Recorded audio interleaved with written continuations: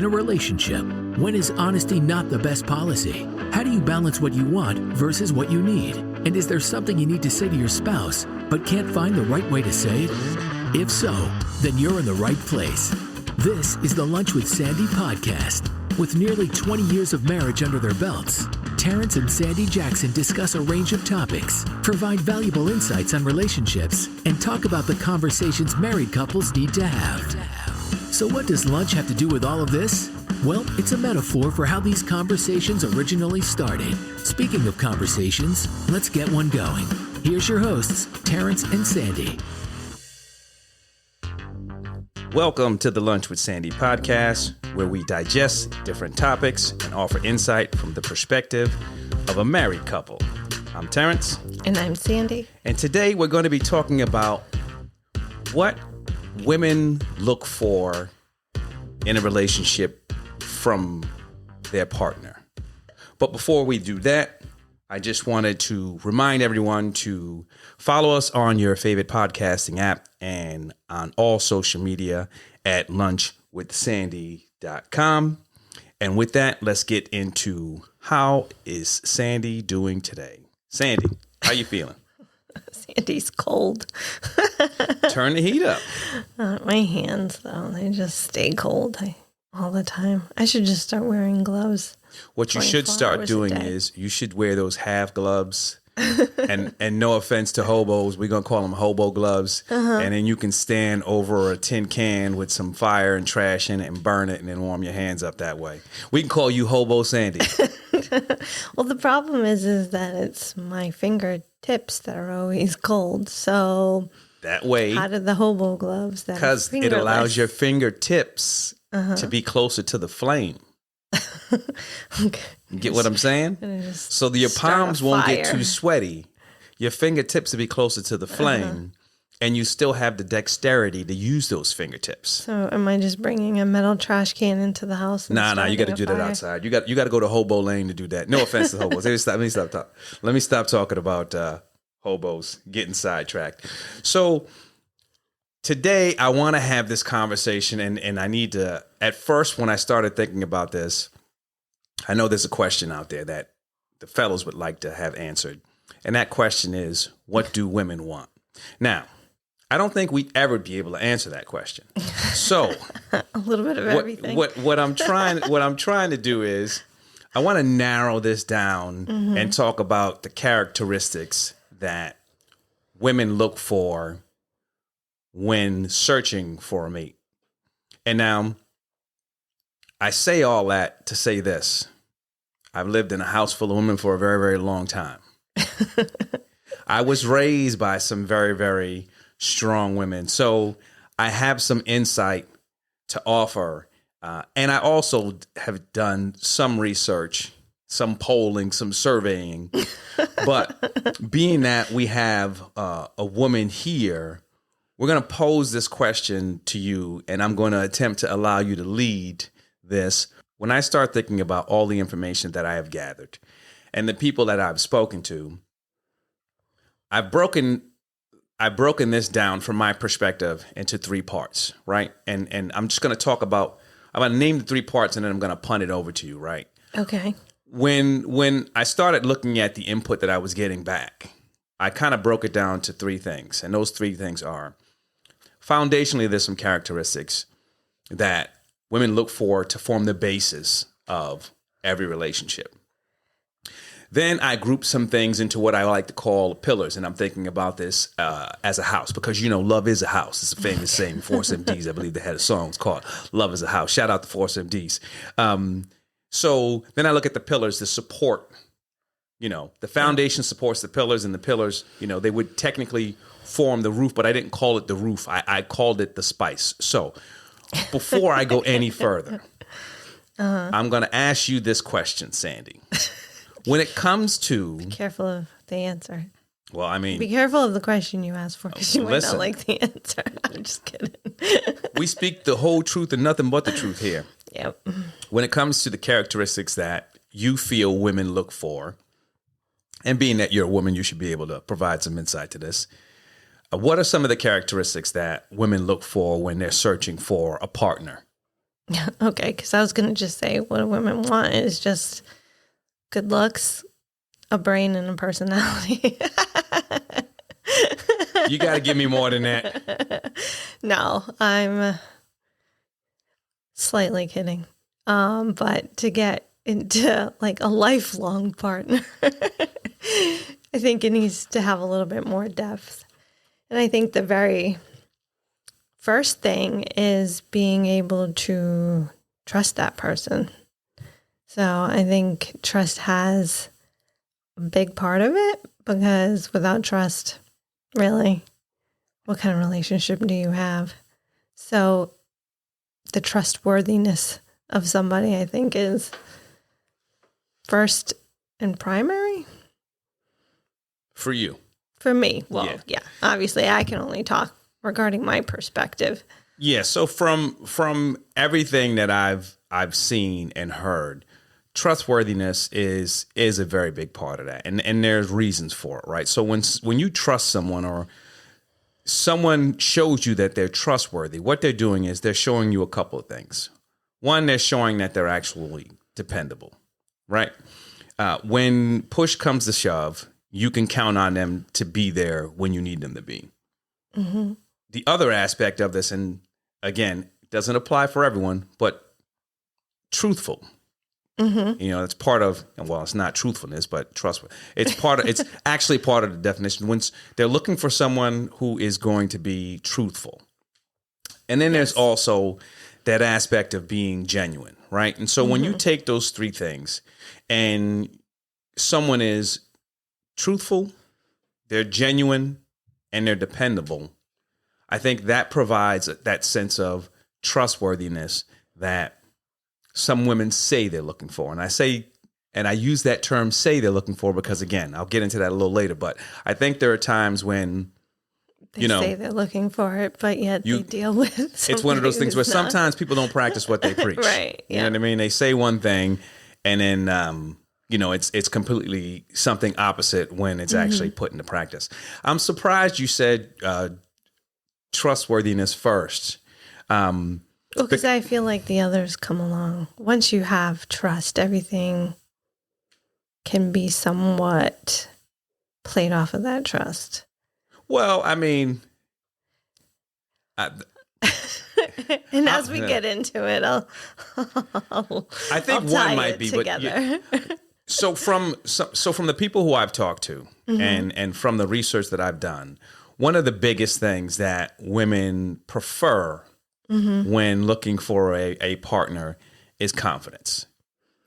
Yeah, well, and that's why I started with trust, because I think the trust also helps build the confidence in the woman. So it's not just the man having it, but it's as a woman having it. I'm not getting and then no, I know, I get that, but that's how I find that it's correlated. So by having the trust first and then the man with confidence, it helps build your confidence as well. And so that's why I put trust as number one. That's a weird correlation. and I say that because, I'm a firm believer in no one else is going to, you have to build yourself up. You have to be confident in yourself, right?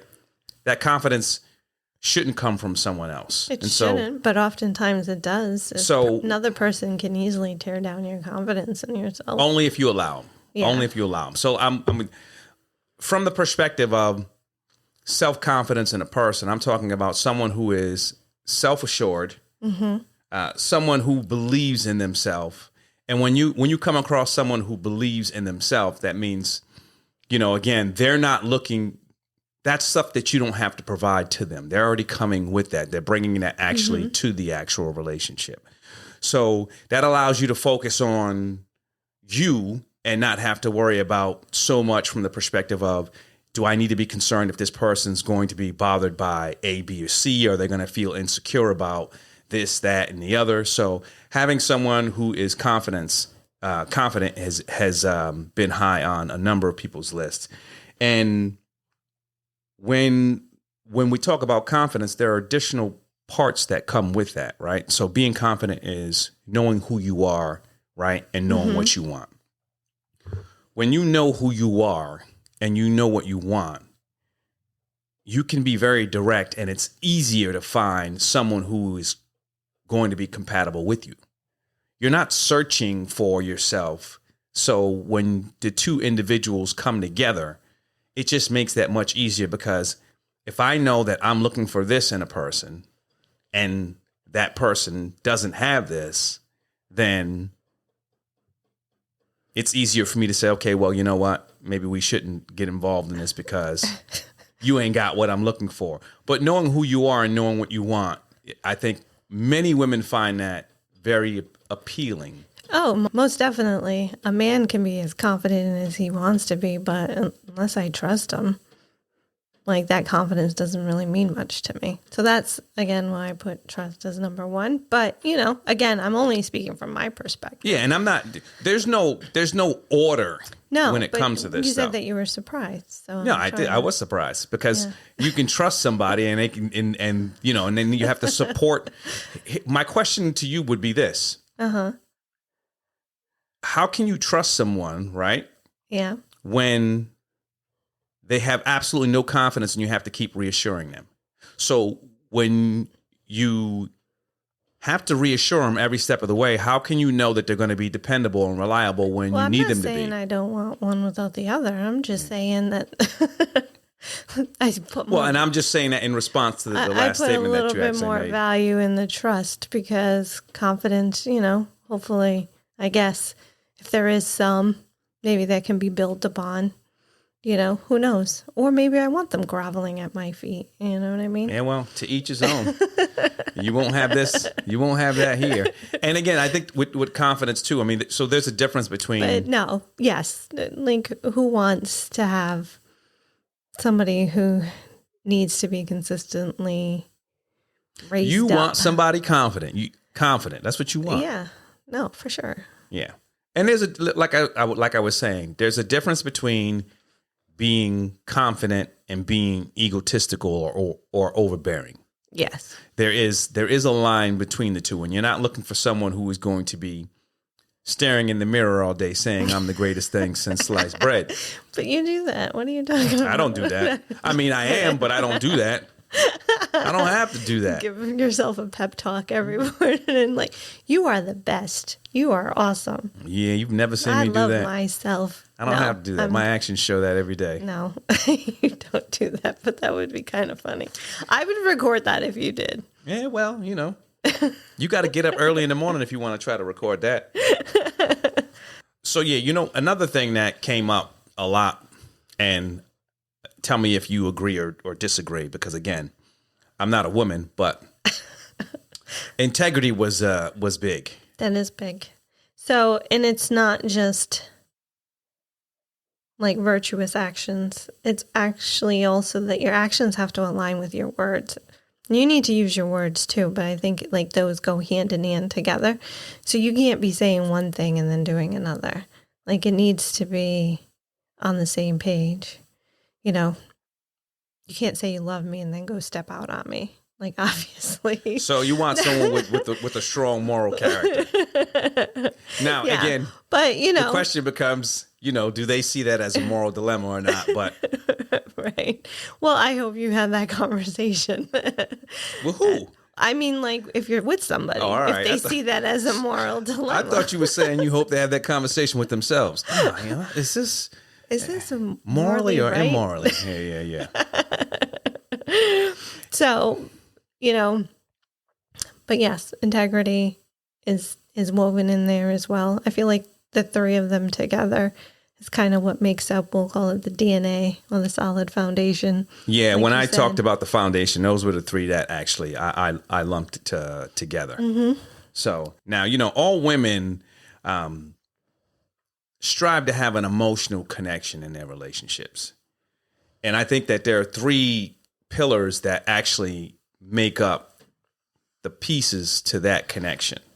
And let me know if you agree or disagree with this first one. And I think that one of the things that all women want, or one of the things that tends to build that emotional connection between two people, is when a woman sees that a man is compassionate. Mm-hmm. No, I agree. And so I feel like compassion and empathy is slightly different, but very similar as well. And I think it needs to be both, because you can have compassion without really having true empathy. I think like you can look at something and just be like, oh, yeah, that stinks. But, to have that true empathy, like, I'm sorry for the way you're feeling, stuff like that. So I think that is important, to have somebody who can sympathize with you, kind of see your point, I guess, to some degree, or see what you're going through. Not really necessarily your I point. agree, but I would say that that's part of being compassionate. Slightly different connotation, but very similar, like I said. Explain. Well, because you can...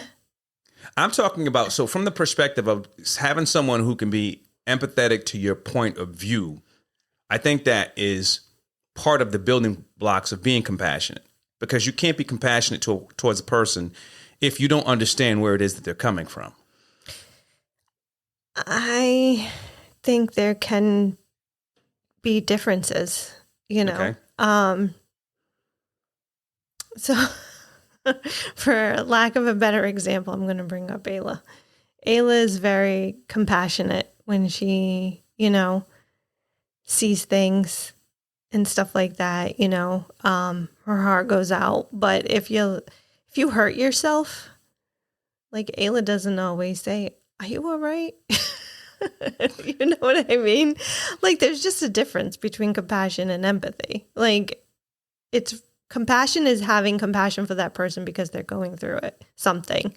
And then empathy is really understanding, I think, and feeling more for the person that they're going through. I think something. they can exist in the same plane. Not to go too far down it, but I think they can exist in the same plane. Because again, I think in order to be compassionate towards someone, you have to have some sense of understanding of what it is that they're going through. And in the true sense of the word, that is empathy.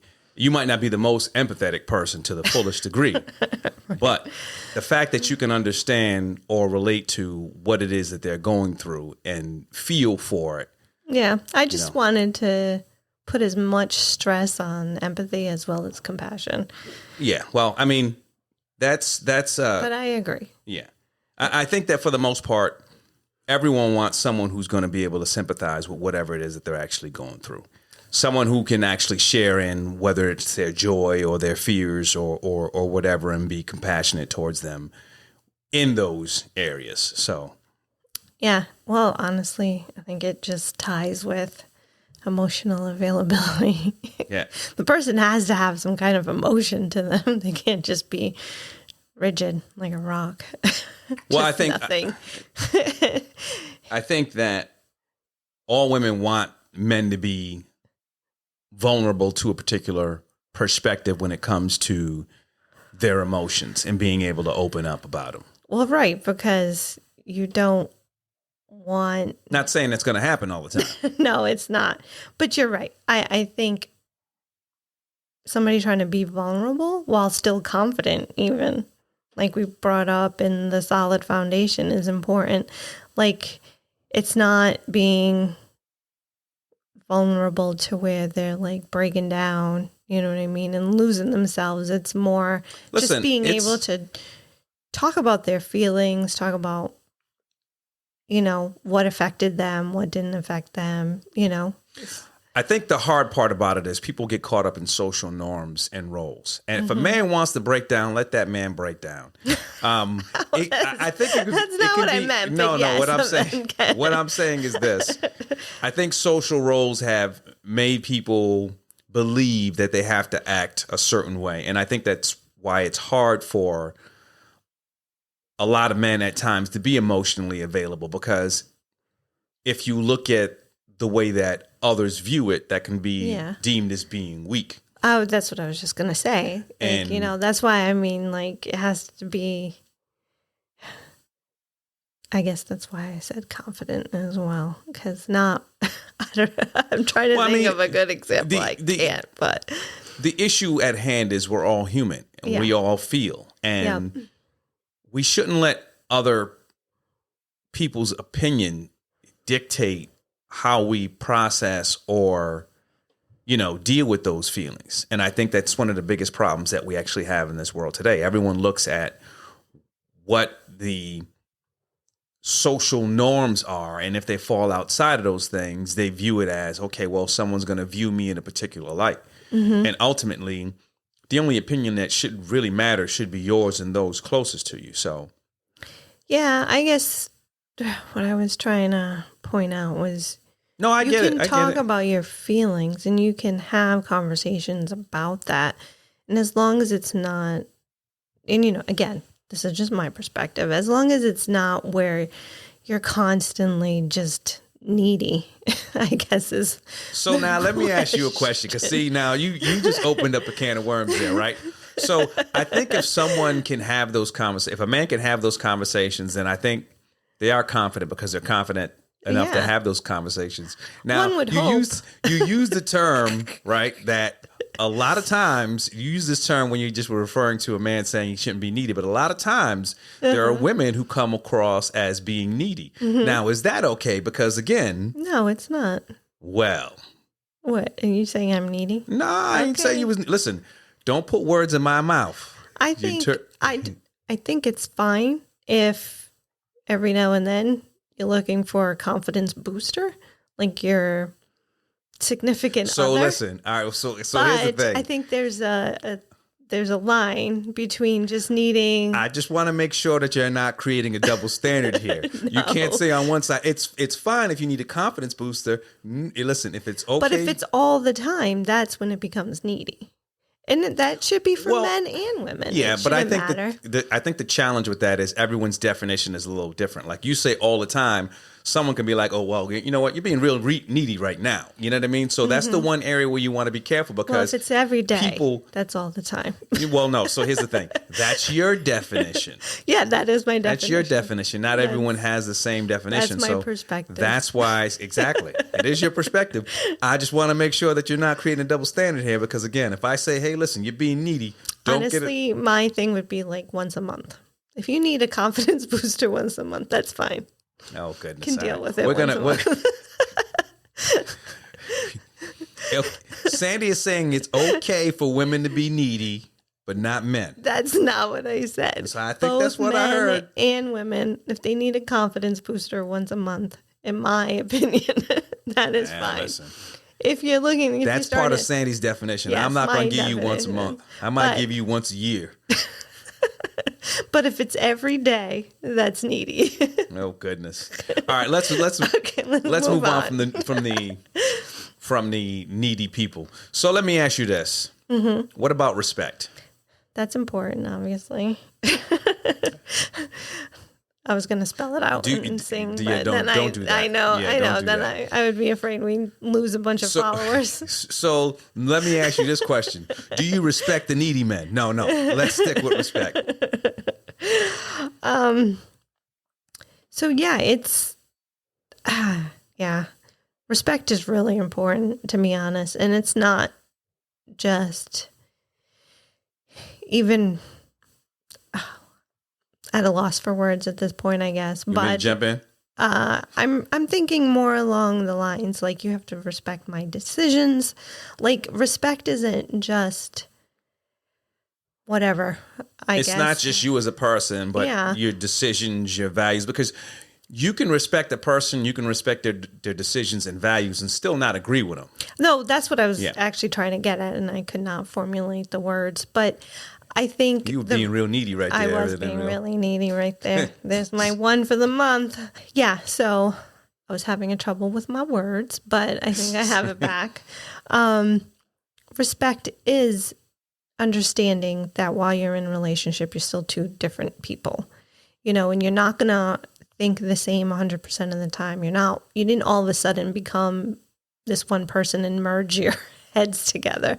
The respect has to be that I'm not going to always see or not see, but I'm not going to always agree with an opinion of you. And then at that point, the respect really comes in when you agree to just disagree and don't keep like harping on it. Yeah, and respect is it's a two-way street, right? And by that, what I mean is, I'm not just talking about respecting one another, but you have to respect yourself. And at times, you got to respect those individuals who are around your partner. Now, sometimes some of those people around your partner will press the boundaries. Well, I mean, I'm saying they'll press the boundaries, and sometimes, you'll have to have a conversation with your partner about, hey, listen, if you don't check that, then then I will. And I think that's part of that two-way street when we're talking about respect. You can't expect your partner to respect all those people around you, your friends and family, if they are not respecting that individual. And if you respect that person, then you will have a conversation with them to say, hey, listen, that's not going to fly. So I think that's important too. So you mean, because this was going to be one of my points too, is you mean like if, say, one of my friends is being disrespectful, not towards you, but maybe in discussion of you, right? Got to put them in their spot. Yeah. Like that is also respect. Like, listen, that's my husband. Don't talk about him like that. Yeah. Mm-hmm. Yeah. And I mean, it doesn't have to be. Well, it doesn't have to be always that extreme, respectful. but No, it's yes. always respectful. I think what happens is when you allow someone to talk out of turn about someone you're in a relationship with, that does a number of things. One, it makes them believe it's okay for them to actually continue to do that. Yep. But two, it shows that you don't have respect enough for that person or your relationship to have a conversation with them to say, hey, listen, I don't appreciate you speaking about my significant other in that particular tone. If you're really someone close to me, you wouldn't choose to actually do that. Well, right. And it also can be how they're treating me. Like, to be honest, if you have a friend that's always, I don't want to say always hitting on you, because that's not necessarily, well, I hope that that's not the case, but just saying like inappropriate things, I would hope that would also be a discussion. Like, oh yeah, no, it doesn't have to be something that ain't gonna fly. It doesn't have to be bad. It's if it's out of pocket, it's out of pocket. Yeah.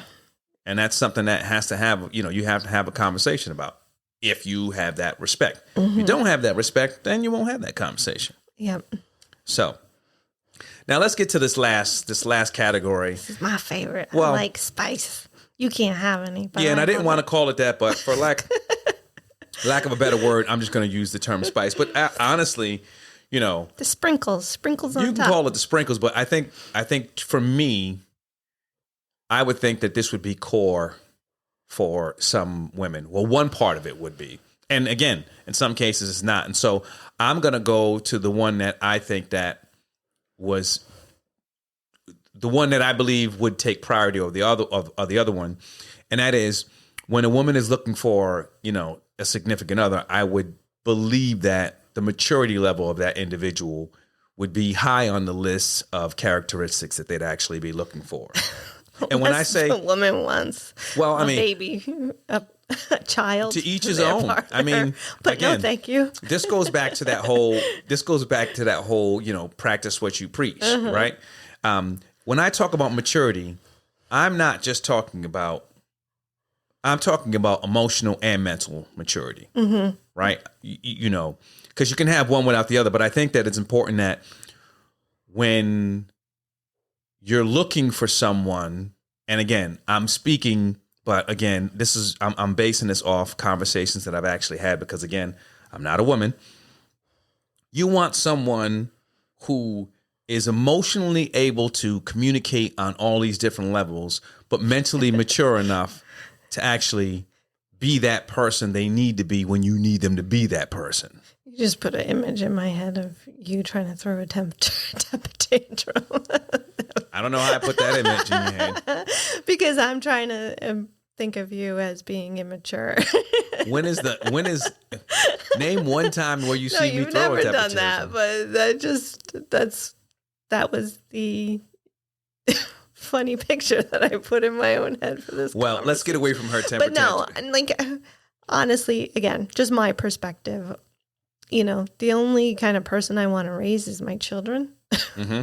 You know, and I don't want to have to be taking care of my significant other. You know. Yeah. Well, some women are different because some women have a mother complex. They might. I certainly don't. I'm trying to get rid of responsibilities, not take on more. Last thing I want is a relationship with somebody who I now have to like watch over because they're just immature. Yeah, well, sometimes you want to go to a daycare. Temper tantrums or women. All right. What about a sense of humor? Oh, is that important? Oh, you know, I personally need that one. You definitely need it because yours is out of whack. No, I don't think so. But I joke around a lot. I laugh a lot. So if somebody is not making me laugh, you know, and I'm having to find my own silly humor 100% of the time, I could probably get a little crazy. Well, yeah, you know, because, you know, they say laughter is the best medicine. And it's not so much that the person has to make you laugh all the time, but to be able to laugh at something with you or find something humorous that you find humorous because, you know, if they're just stoic the whole time and they don't find anything funny, good. I mean, again, there's someone for everyone out there. Which is funny because I don't think you find me funny very often, but at least you're just like, well, listen, it's not that I don't find you funny. It's that your jokes... There's a difference between finding someone humorous and finding their jokes funny. Your jokes just aren't funny. I never said you weren't a funny person. Your jokes just aren't funny. They don't hit, and you seem to believe they hit. I mean, you swing for the fences with those jokes. Because they might not hit with you, but they hit with other people. So it's fine. Let's rephrase. They don't hit with anyone in this house. Well, that's not even because I know what you're gonna say. What? It's not even just Ayla either. I agree to disagree. Yeah, there you go. I respect you enough to allow you to agree to disagree. My jokes land more at work, I think. Yeah. Mm-hmm. I guess. And I have another one too. Go ahead. So I think romance is a big part of the spice. And when I say romance, like not just somebody who is going to wine and dine you all the time, but it should be somewhat like a love song. A love song? What? Yes. So when you think about it, all the good love songs that we like listen to, but no, somebody who uses his words to tell you how much they care and how you're the only one for them too. Because you want somebody that's going to just say it, not just, again, kind of like the actions and the words. So say it and show it that you're the only one for them. You know what I mean? You want someone to sing you a love song. They can just take somebody else's words and just repeat them. The twinkle of their eye, their... Don't give me that look. I didn't give you no look. Yeah, that's you reading into whatever you thought you saw. But just think of like the best R&B song. That's what you want that person to say to you. Yeah, act like it too. Yeah, I'm gonna let you live with that right there. Think of the best R&B song. And that's what you want someone to say to you. Yeah, because I think actions and words together are very First important. off, listen. I would say this, again, I'm not a woman, but I would believe that they don't want you saying someone else's song. So it was not going to be someone else's words. So it's not going to be the words from an R&B song. It's going to be the words that they actually come up with and say themselves. Yeah, but just at least some words. You look beautiful You set today. the bar low. Yeah. You know what I mean? It just needs to just be said, I'm saying, as well. But yeah. Who doesn't love a good R&B love song? Yeah, all right. We're going to wrap this. this. You can sing an R&B love song. We're going to wrap this up. That's fine. As you've all witnessed after listening to this, Ultimately, understanding what women want from a characteristic perspective is a balance of equilibrium. And I'm not sure we will ever get one set of guidelines from any woman on what it is that they're looking for in a man. But hopefully, some of the information that we provided with you today will help you on your journey. Hopefully. When it comes to finding whoever it is that you're actually looking for. With that being said, let me get into my reflection of the week. And this is something that we need to do more often. We need to take a moment to appreciate the progress that we've made and understand that each day is an opportunity for us to grow and move towards self-discovery. Sometimes we have a goal in mind, and the goal it may seem so far out of reach that you're not looking at the progression that you're making on a daily basis. So be sure to make sure that you take stock and appreciate those little wins on a day-to-day basis as you progress. Thank you for joining us on the Lunch with Sandy podcast. Please be sure to follow us and leave feedback on your favorite podcasting app, as well as social media. Until next time, stay well. That's it for this week's episode of the Lunch with Sandy podcast. Thanks for listening. We'd love to hear your feedback and comments on Instagram, TikTok, and Twitter at Lunch with Sandy. And be sure to follow us on your favorite podcast app. If you enjoyed the show, don't forget to rate and review us. Thanks again for listening to the Lunch with Sandy podcast.